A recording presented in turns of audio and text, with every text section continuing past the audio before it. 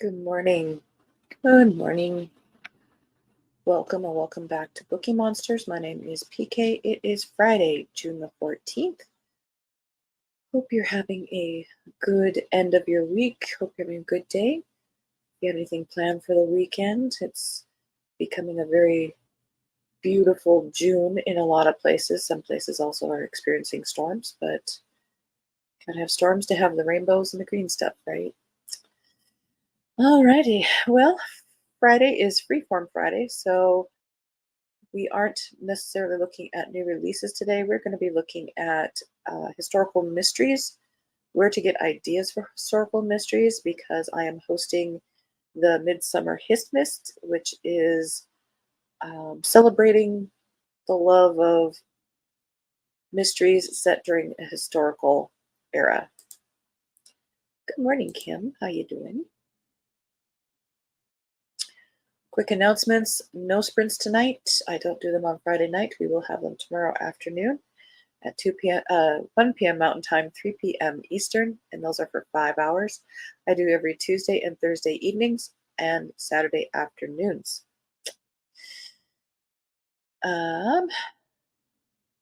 Sorry, I'm very, very tired this morning.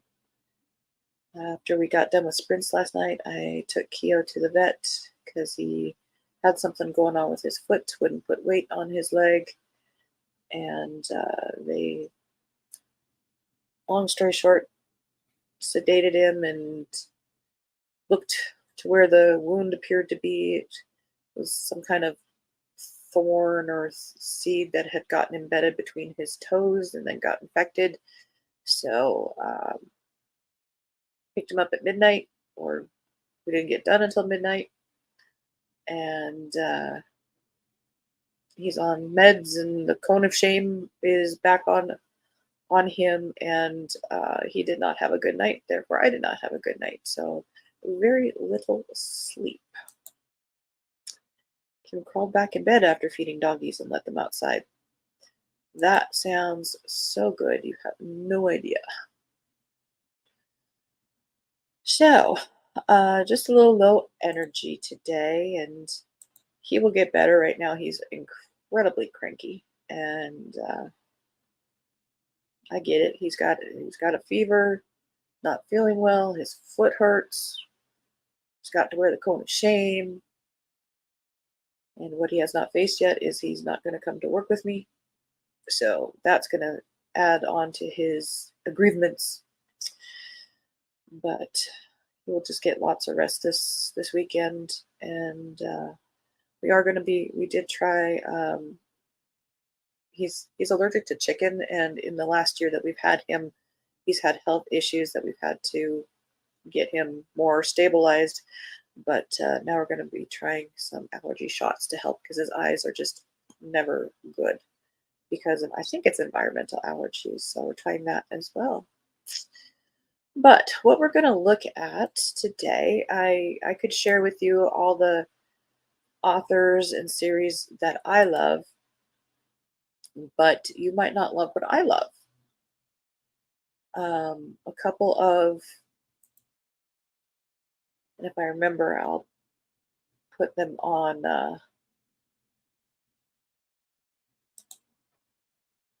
the link in when I load this, but I do have, from the Midwinter HistMyst, I have a bunch bookmarked, shall we say, in my Amazon lists that I've made public for ones that I've either read or will read. So lots of options there if you're just not sure what to try. So I'll put that link in when I repost this live as a resource.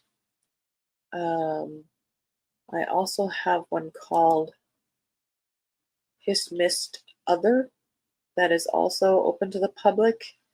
And these are historical mysteries that aren't necessarily, I prefer British certain eras And so I tend to recommend those because that is where my tastes lie.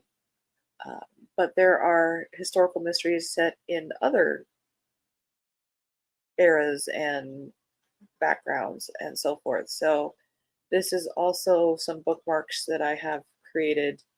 I don't particularly care for ones even set in the US that much. So I do have some bookmarked here, and I'll put both those bookmarks in the description when this gets reposted.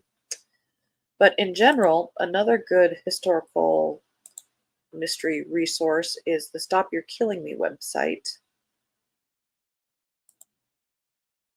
StopYou'reKillingMe.com. And then along the left side here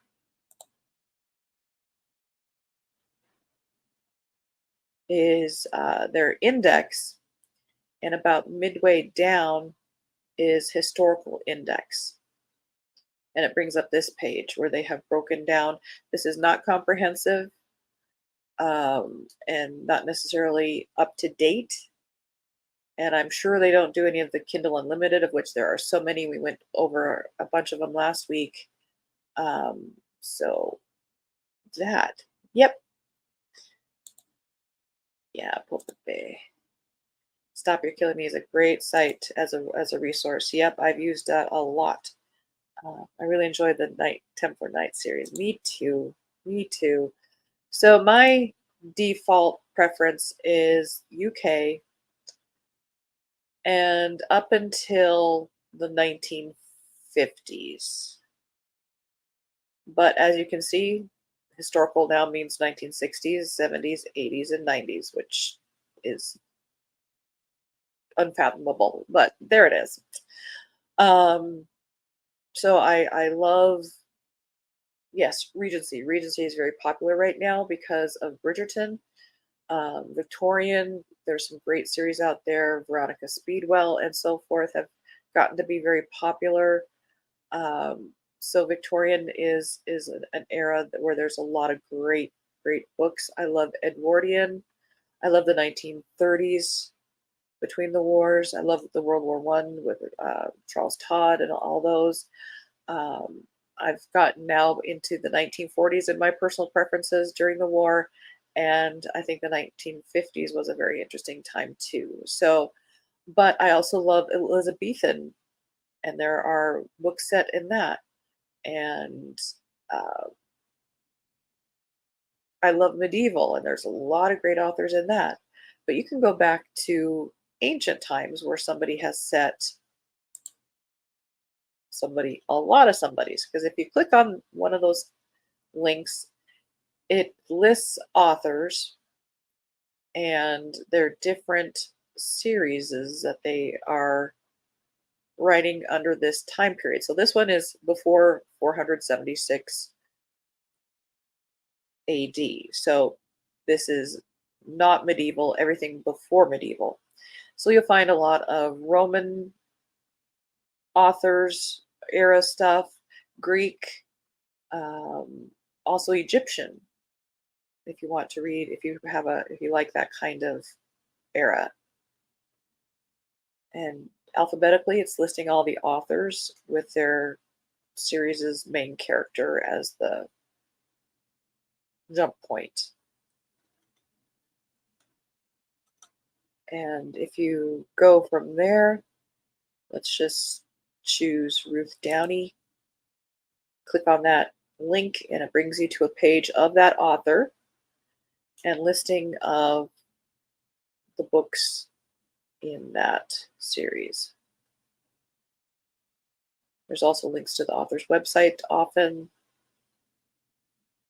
and so forth. Under the medieval era, which they are saying is 476 to 1500 in this, they break it down by the monarch in the UK era for each one. So you've got Edward III era, Henry VI era, Edward IV era, Henry III era, and Edward I era, going in reverse order. Then they've got the 1500s, which is broken down into Henry VIII and Elizabeth I. They've got 1600s and 1700s listed together, which is colonial period and the Baroque era. I do love 1700s Georgian histories. I don't know why I do like those as well. 1800s, they've broken down into Regency and Victorian times. 1900s is the first 10 years of it, so the Edwardian period, and then further along in the 1900s, they break it by decade. So, for curiosity, we look at what they consider to be historical in the 1990s, which was only like 10, 20 years ago. No, it wasn't. I know. It just feels like it.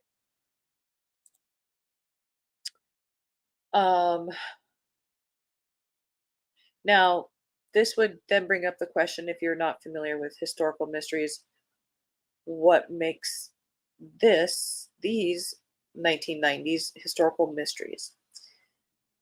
Historical mysteries are those that are written during a contemporary era about an older time period. Books that were written and published in the 1990s are not historical. If you follow that logic, they were written in that time. So going back even further, let's say the 1930s, if somebody now writes about a character in the 1930s, that is historical.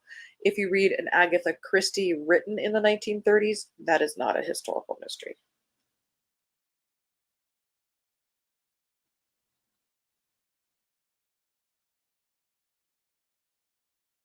That's neat.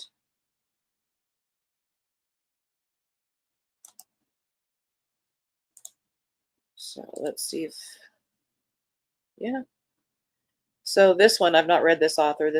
Author's name is Tom Ben, and they're saying this is set in the mid 1990s, so it's historical. And it's about a character named Henry Bain, a gang fixer and loan shark in mid 1990s Manchester, England. And they were written in 2012 and 2013, so that is historical.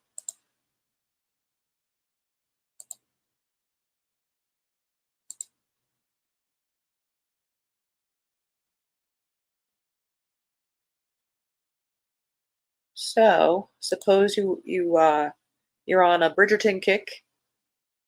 You can go to the 1800s where they have Regency listed. You do have to know that Bridgerton is set in the Regency era. And then from here, they've got a bunch of authors. In this, they have a mashup of both Regency and the Victorian. So you do need to kind of pay attention to the description here to make sure you're clicking on the right time period. Let's slide down here.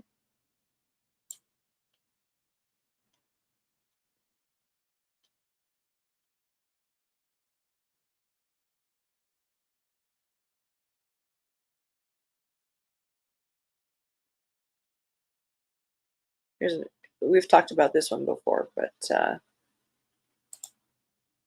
Lauren Willig wrote a series set in dual timeline.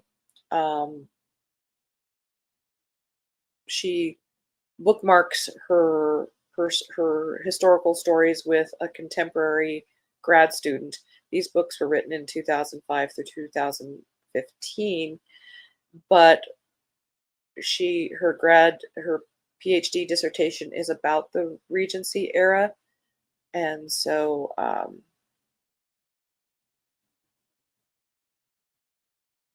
actually a little bit earlier than that, but so you can then click on there to look further at that book.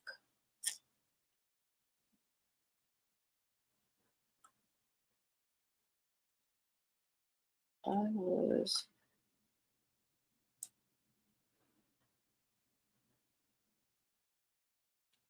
again not comprehensive, but a pretty good database. If you are interested in, say,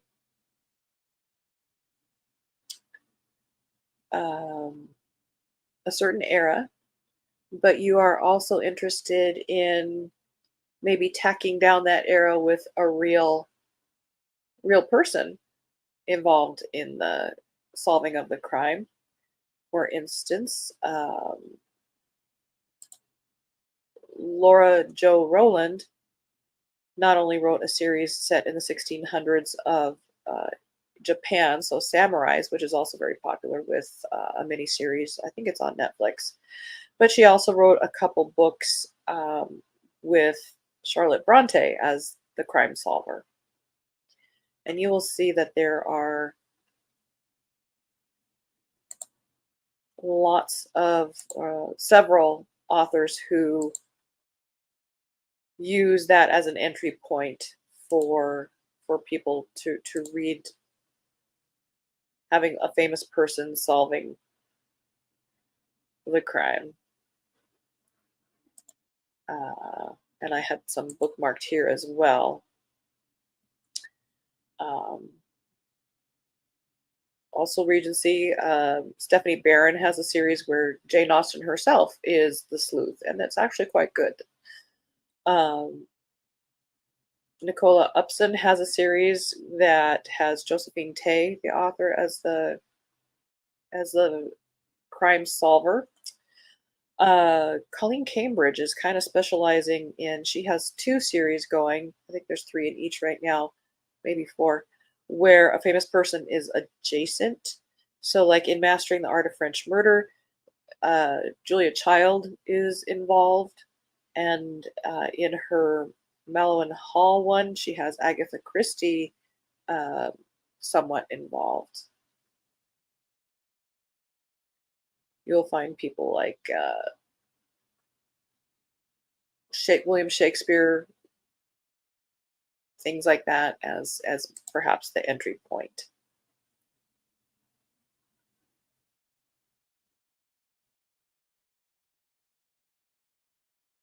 Oops, nope, don't want to close that one down. So, my Midsummer HistMyst is going pretty well.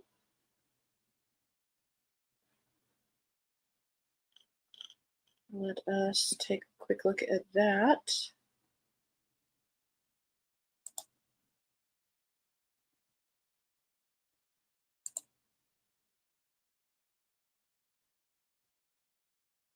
So I've read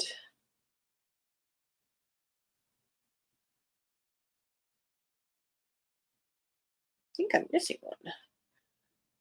I've read personally Dance with Death by Will Thomas, which is set in Victorian with sort of a Sherlock Holmes type of duo, but it's not Sherlock Holmes. But that's a great series. Medieval, I've read To Shield the Queen by Fiona Buckley. She has a series, many book series set in Elizabethan times. I'm currently reading another Victorian, Irina Shapiro. I have, let's go back over here. Upcoming for me this month, back to an Amazon wish list. I have some new releases this month that are historical mysteries that I'm very much looking forward to. Sherry Thomas, I praise this series to the heavens. The Lady Sherlock series. She, if you enjoy the intelligence behind the Veronica Speedwell series, this is a great option. The unfolding of the solving of the crime, it has layers to it. It's not an easy oh, here's the bad guy, but wait, there's more. And there's a slow burn kind of romance to it as well. That's coming out later this month, the latest in that one. So if you like that kind of series, that one's a great one to start out with. And also the next one in the one by Claudia, the series by Claudia Gray, where she has mashed up the characters of Jane Austen into one crime-solving world. All the characters of Jane Austen's books come together, And the latest one coming out this month is called The Perils of Lady Catherine de Bourgh. So I'm very much looking forward to that. I had also bookmarked this one. I've not read, this might be even a new one. The Missing Diamond by Lynn Morrison and Anne Radcliffe. It looks Regency from the cover. So I've got those in the second half of Midsummer HistMyst for me. So I'm very happy. I'm thinking I read another historical mystery this month. Let's go to the other resource I have. Oh, it's not there. The one that's missing. Hang on a second. I see what's missing. Let's fix this while we're here.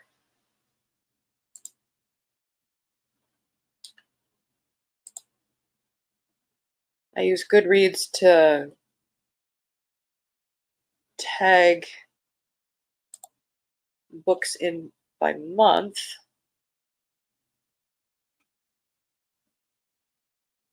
And I forgot to add this one to June.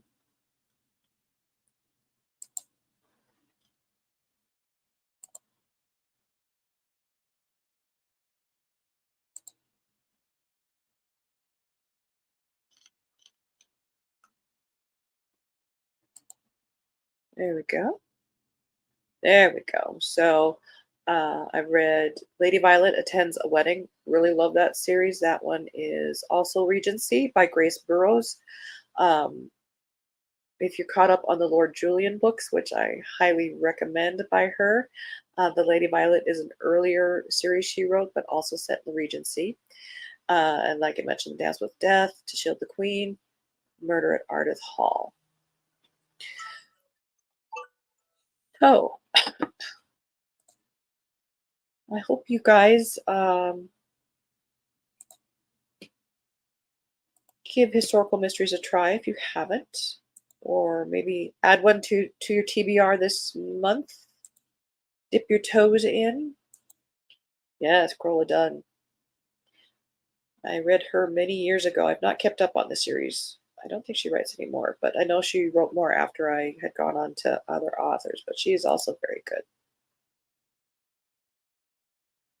So that is it for today. Again, no sprints tonight. We will have them tomorrow afternoon at 1 p.m. Mountain Time, 3 p.m. Eastern for 5 hours. Hope you have a good Friday. If I don't see you, hope you have a good weekend. Have a great day. Last full day with doggies. You will miss them, but it will also be nice. It's nice to visit. All right. So again, apologize for the low energy. I need more coffee. We all need more coffee. But thank you very much for watching. And as the banner says here, don't be a bookworm, be a bookie monster. Nom nom nom. Have a good day and God bless.